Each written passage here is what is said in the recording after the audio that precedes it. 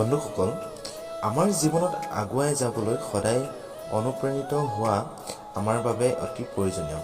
বৰ্তমান সময়ত সকলোতে প্ৰতিযোগিতা ইমানেই বাঢ়িছে যে মানুহবোৰ হতাশ হৈ পৰিছে আৰু ইয়াৰ বাবে তেওঁলোকৰ মনোবলো ভাঙি যায়।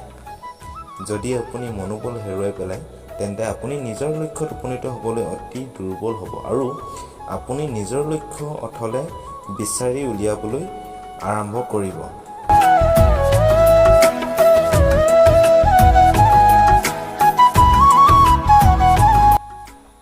আমাৰ লগতো প্ৰায় এনেকুৱা হয়। বহু লোকে মাক দেউতাকো প্ৰেৰণা দিব নোৱাৰে, সেয়ে সেই লোকসকলে নিজে প্ৰেৰণা দিব লগা হয়।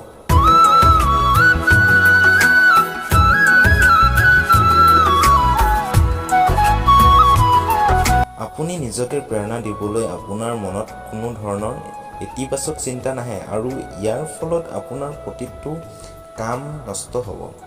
যদি আপুনিও বিচাৰে যে আপোনাৰ সকলো কাম অতি ভালদৰে কৰা হয়, তেন্তে আপুনি নিজকে বিশ্বাস কৰি সদায় অনুপ্ৰাণিত হোৱা উচিত। বহু সময়ত আপোনাৰ লগত এনেকুৱা হয় যে আমি যদিও প্ৰেৰণাদায়ক হৈ কাম আৰম্ভ কৰোঁ, কিন্তু কামত কিছু বাধাৰ বাবে আমাৰ প্ৰেৰণা হেৰাই যায়।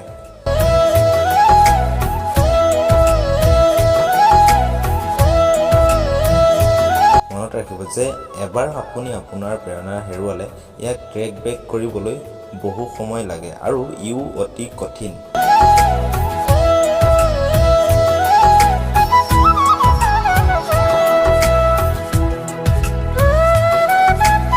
বন্ধুসকল, আজি ষ্টুডিঅ'ৰ ইমানেই আছিল। শুনি আপোনালোকে কেনেকুৱা পাইছে মোক প্লিজ কমেণ্ট বক্সত কমেণ্ট কৰি জনাব আৰু এনেকুৱা নতুন নতুন মটিভেশ্যনেল ষ্টৰী শুনিবলৈ প্লিজ চেনেলটো ছাবস্ক্ৰাইব কৰি দিব আৰু কাষত থকা বেল আইকন দবাই অলটো প্ৰেছ কৰিব, যেতিয়া নেকি এনেকুৱা মই মটিভেশ্যনেল ষ্টৰী দিওঁ আপোনালোকে পোনপ্ৰথমে শুনিবলৈ পায়। ঠিক আছে, তেনে বন্ধুসকল আজিলৈ ইমানেই, বাই।